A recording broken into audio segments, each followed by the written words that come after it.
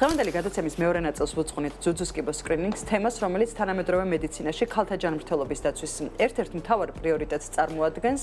დროული დიაგნოსტიკა და ეფექტური სკრინინგი ხელს უწყობს მკურნალობის უკეთეს შედეგებს და მნიშვნელოვნად ამცირებს ამ დაავადებით გამოწვეულ სიკვდილიანობას. ჯანდაცვის სტანდარტს ამ თემაზე სასაუბროდ შემოუერთდა ირაკლი კოხრეიძე, მამოლოგი. ბატონი ირაკლი ასევე გახლავთ საკონსულტაციო ცენტრის და კარაფს მედლაინის ონკოლოგიის მიმართულების ხელმძღვანელი, რომელიც გაგვიზიარებს როგორც სკრინინგის თანამედროვე მიდგომებს, ასევე გამოწვევებს და შესაძლებლობებს, რაც საქართველოში გვაქვს ამ მიმართულებით.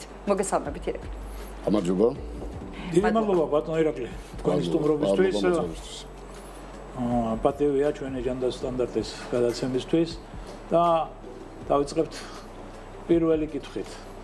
მოგესალმებით, ოქტომბერია. უბრალოდ გავიდა ოქტომბერი, მაგრამ ოქტომბერი ყველგან აღინიშნება ვარდისფერი ოქტომბერი, როგორც ძუძუს კიბოს ადვოკატირების და ცნობიერების ამაღლების თვე.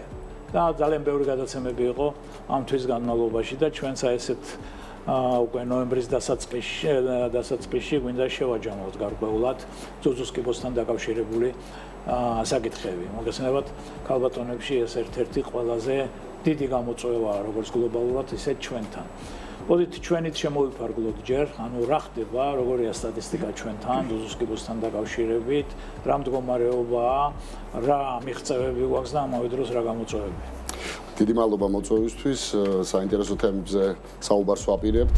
ირაკლი კოხრეიძე არის TSSU-ს ონკოლოგიის დეპარტამენტის ასოცირებული პროფესორი, მედიცინის აკადემიური დოქტორი და კარაფს მედლაინის ონკოლოგიის მიმართულების ხელმძღვანელი. იგი ასევე წარმოადგენს ევექსის ჰოსპიტლების მამოლოგიური მიმართულების კოორდინატორსა და ონკოლოგს, ჰემატოლოგია ონკოლოგიის კლინიკური ბორდის წევრს. ირაკლი კოხრეიძე ირაკლი კოხრეიძის საკონსულტაციო ცენტრის დამფუძნებელი და დირექტორი. 2001 წელს დაამთავრა თბილისის სახელმწიფო სამედიცინო უნივერსიტეტი, 2005 წელს მიიღო მედიცინის მეცნიერებათა კანდიდატის ხარისხი ონკოლოგიის სპეციალობით. პროფესიული კვალიფიკაცია გაიღრმავა ბლოხინის სახელობის რუსეთის ონკოლოგიის სამეცნიერო კვლევით ცენტრში და სემაშკოს უნივერსიტეტში მოსკოვში. 2008 წელს მონაწილეობდა ამერიკის შეერთებული შტატების ეროვნულ კიბოს ინსტიტუტის მიერ ორგანიზებულ კიბოს პრევენციისა და მოლეკულური პრევენციის პროგრამებში ვაშინგტონში. 2012 წელს გაიარა კვალიფიკაციის ამაღლების კურსი რეკონსტრუქციულ და ონკოპლასტიკურ ქირურგიაში ევროპის ონკოლოგიის ინსტიტუტში მილანში. ირაკლი კოხრეიძე აქტიურად მონაწილეობს საერთაშორისო კლინიკურ კვლევებში, მისი პროფესიული ინტერესები მოიცავს ძუძუსა და გინეკოლოგიურ ონკოლოგიას, ონკოპლასტიკურ ქირურგიას, კიბოს პრევენციასა და თანამედროვე თერაპიული სტრატეგიების დანერგვას საქართველოში. ირაკლი კოხრეიძე აქტიურადაა ჩართული ონკოლოგიური სერვისების განვითარების, კლინიკური გაიდლაინებისა და კვლევების ინტეგრაციის პროცესში. ძუძუს კიბო წარმოადგენს გლობალურ ტვირთს, არამარტო საქართველოს ონკოლოგიისთვის, არამედ მთელ მსოფლიოში ის წარმოადგენს ყველაზე ხშირად დიაგნოსტირებად ონკოლოგიურ პათოლოგიას. აღმოჩნდა, რომ საქართველოში ეს მაჩვენებლები ასევე დრამატულად მატულობს, ისევე როგორც მთელ მსოფლიოში. საერთო ონკოლოგიურ სტრუქტურაში ის იკავებს ქალთა მოსახლეობაში პირველ ადგილს და სამწუხაროდ უნდა ითქვას, რომ ყველანაირი პროგნოზით 2050 წლისთვის მთელ მსოფლიოში და მათ შორის საქართველოში ძუძუს კიბოთი ავადობის და დაბალი და საშუალო განვითარების ქვეყნებში სიკვდილობის მაჩვენებელი კვლავაც მაღალი იქნება. განსხვავებით მაღალ განვითარებული ქვეყნებისგან, სადაც თითქმის 20 წლის განმავლობაში მცირედად, თუმცა მაინც აღინიშნება ამ დაავადებისგან სიკვდილობის მაჩვენებლის შემცირება. 1-2%. ბატონო ირაკლი, რომელ ასაკობრივ ჯგუფებს ხვდებით, აი რისკი ყველაზე მაღალი რომელ ასაკობრივ ჯგუფში არის და დღეს საქართველოში სკრინინგის რომელ პროგრამებზეც გვაქვს ხელმისაწვდომობა. რამდენად თანხვედრაში არის ეს სკრინინგ პროგრამების საერთაშორისო რეკომენდაციები? საერთაშორისო რეკომენდაციები ჩვენ გვავალდებულებს, რომ სკრინინგი ქალთა მოსახლეობას შევატაროთ 50-დან 70 წლამდე, თუმცა საქართველოში იმ განგარიშებით, რომ დაავადების მატების მაღალი ტენდენცია ნარჩუნდება 40-დან 50 წლამდე ასაკობრივ ჯგუფში, შეიქმნა ძალიან მნიშვნელოვანი ინიციატივა და ეს გრძელდება, რომ სკრინინგი ჩატარდეს 40-დან 70 წლამდე ასაკობრივ პოპულაციაში 2 წელიწადში ერთხელ. ეს არის კონტინგენტი, რომლებიც არ მიეკუთვნებიან დაავადების წარმოშობის მაღალი რისკის ჯგუფს, ეს არის ბილატერალური ორმხრივი მამოგრაფია, ეს არის ულტრასონოგრაფიული კვლევა და საჭიროების შემთხვევაში ციტოლოგიური კვლევა, ასევე ექიმ სპეციალისტის მომსახურება, მისი გასინჯვა, პაციენტის გასინჯვა. ჩვენ ვფიქრობთ, რომ სწორედ არის შერჩეული ტარგეტული პოპულაცია, თუმცა ძალიან სერიოზულ პრობლემებს ვხედავთ ჩართულობის თვალსაზრისით და სკრინინგით მოცვის თვალსაზრისით, რაც უმნიშვნელოვანესი და უდიდესი გამოწვევაა საქართველოსთვის. აქ თქვენი მოსაზრებები რა არის, რომ რატომ არ ერთობიან ჩვენთან? მიუხედავად ძალიან ბევრი ძალისხმევისა, რაც ტარდება, ვიცი ახლა ეს მე საკმაოდ კარგად, ამასთან ახლო შეხება მქონდა, ამ სკრინინგში რატომ არ ერთვება მოსახლეობა? ჩვენ აქ ეს პრობლემა მულტიფაქტორულია. ეს არ არის ერთ ფაქტორზე დამოკიდებული. რა თქმა უნდა, ცნობადობის გაზრდა და ამ მიმართულებით აქტიური, აგრესიული შეიძლება მარკეტინგული კომპანიები არის აუცილებელი იმისთვის, რომ ამის პოპულარიზაცია მოხდეს. ეს ერთის მხრივ.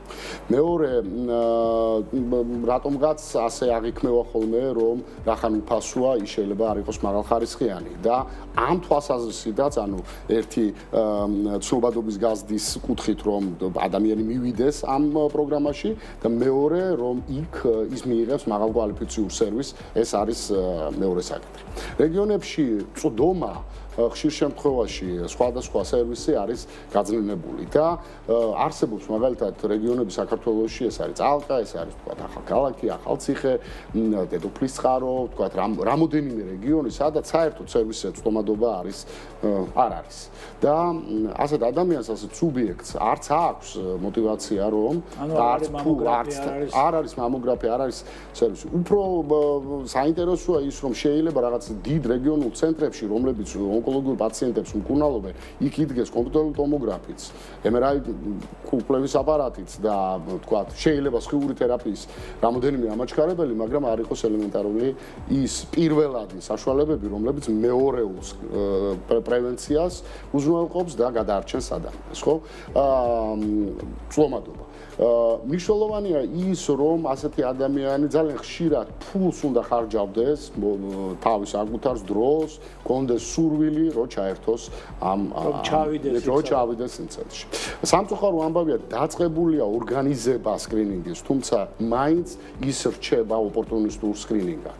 და ეს არის ძალიან სერიოზული პრობლემა, როდესაც არ ხდება ამის აუცილებელ ღონისძიებად გატარება. მნიშვნელოვანია ოჯახის ექიმების ცნობადობის დონის ამაღლება და გარკვეული პასუხისგებლობის დაკისრებაც კი მათზე, რომ თავიანთ კონტინგენტში მათ უზრუნველყონ შესაბამისი ტარგეტული ჯგუფებისთვის. ამის აუცილებლობის პრომოცია. თქვენ იმას ახლა ეს კითხვა იყო, რომელიც მე უნდა დამესვა, მე ოჯახის ექიმთან დაკავშირებით ის, რომ მეც ასევე გეთანხმებით და დიდი ხანია ამას გადაგებ, რომ ყველაზე დიდი პასუხისგებლობა აქვს ონკოლოგის კი არ არის, არამედ ოჯახის ექიმების არის, რომ ოჯახის ექიმს ამაზე კონდეს რაღაც წახალ, რაღაც კი არა, სერიოზული წახალი. იმიტომ რომ ეს უნდა იყოს მისი ვალდებულება, მაგრამ მოგეხსენებათ ვალდებულებასთან ერთად აი ეს პილოტი დაიწყო, მე მგონი როგორც მე ვიცი გარკვეულად და სადაც სკრინინგის ეს ინდიკატორი ჩაჯდა. ძალიან კარგი იქნება ეს. სკრინინგ ცენტრი ეს არ არის დიაგნოსტიკური ცენტრი, ეს არის ცენტრი, სადაც ხდება ადამიანების, მოდით ასე ვთქვათ, დახარისხება ცუდი სიტყვა, სელექცია დაავადების წარმოშობის დაბალი და მაღალი რისკის ჯგუფები. ჩვენ სკრინინგის პრობლემებზე როცა ვსაუბრობთ, ჩვენ ვხედავთ კონტინგენტს, რომელიც სკრინინგულ კვლევებზე დადის, ეს არის ერთი და იგივე კონტინგენტი, რომელიც ისედაც ივლიდა დიაგნოსტიკურ კვლევებზე ხშირ შემთხვევაში. ისედაც ივლიდა დიაგნოსტიკურ. ჩვენი ამოცანა ისეთი კონტინგენტის ჩართვა, რომელიც ამ პროგრამაში არის პირველი ჯანდაცვის ექიმის ძალიან სერიოზული პასუხისგებლობა.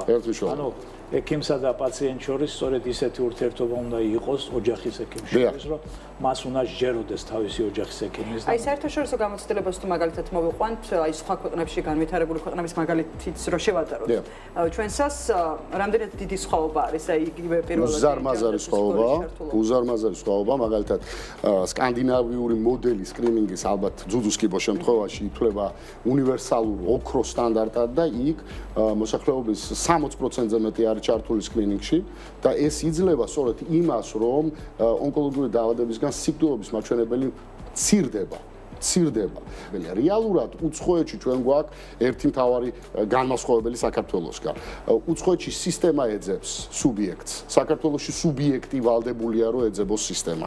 ეს არის შესაძლებელი. ბედნიერეკლი ამ მიმართულებით რას გვიქადის 21 საუკუნე, როდესაც ესეთ ტექნოლოგიურ განვითარების ერაში ვართ, ხო? რამდენად პერსპექტიული არის დღეს საქართველოსთვის ხელოვნური ინტელექტი და ამ მიმართულებით რა სიახლეებს შეიძლება რომ ველოდოთ, რაც უფრო მეტად განავითარებს, ან შეიძლება ადამიანებამდეც უფრო მარტივად მივიდეს იგივე ტელემედიცინის თუ აი რეგიონების აი ამ მეტად წინ წამოსაწევად? მე ვფიქრობ, რომ რეგიონებში თუ დაიძლევა ვთქვათ მობილური რენტგენოლოგიური სერვისები, ხელმისაწვდომობა და აი ამ მაღალი ტექნოლოგიებით იქნება აღჭურვილი კვალიფიციური მსხვილი სამედიცინო ცენტრები, ამ პრობლემას ჩვენ გადავლახავთ.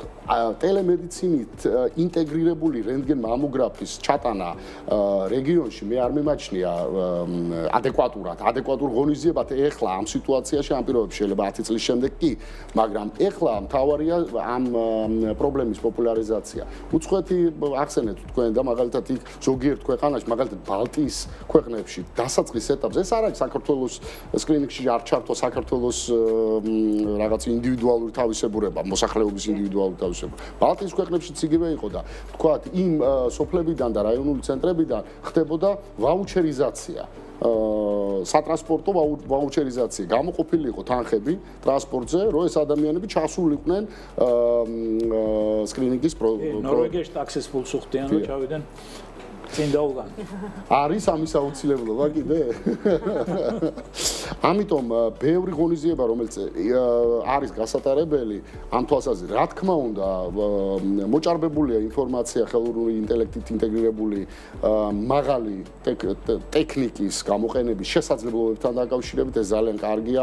არსებობს რენტგენ მამოგრაფები, რომლებიც საშუალებებს იძლევა 5-10 წლით ადრე დიაგნოზის დადგენის, თუმცა ალბათ ჩვენ უნდა დავიწყოთ სათავეებიდან.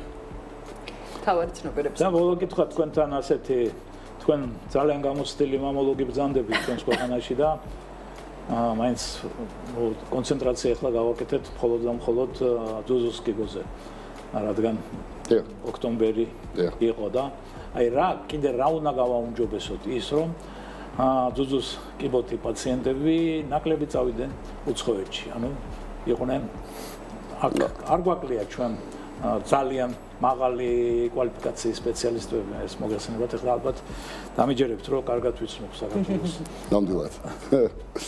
დიდი მადლობა შეკითხვისთვის ბატონ ამირან. ერთი ძალიან სერიოზული პრობლემა ეს არის სერვისების ფრაგმენტიზაცია. ფრაგმენტულობა სერვისების, როდესაც ადამიანის სხვა სერვისი ღებულობს სხვა სამედიცინო დაწესებულებაში და არ არის ცენტრალიზება. მეორე ძალიან სერიოზული პრობლემა არის ქაღალდზე არსებული მულტიდისციპლინარული ბორდები. ქაღალდზე, მხოლოდ ქაღალდზე არსებული მულტიდისციპლინარული ბევრ კლინიკაში, ბევრ ცენტრში ეს არის, კეთდება და მისასალმებელია, თუმცა ხშირ შემთხვევაში სამწუხაროდ ეს არის ქაღალდი. NCDC-ს უნდა გქონდეს კონტროლის მექანიზმი.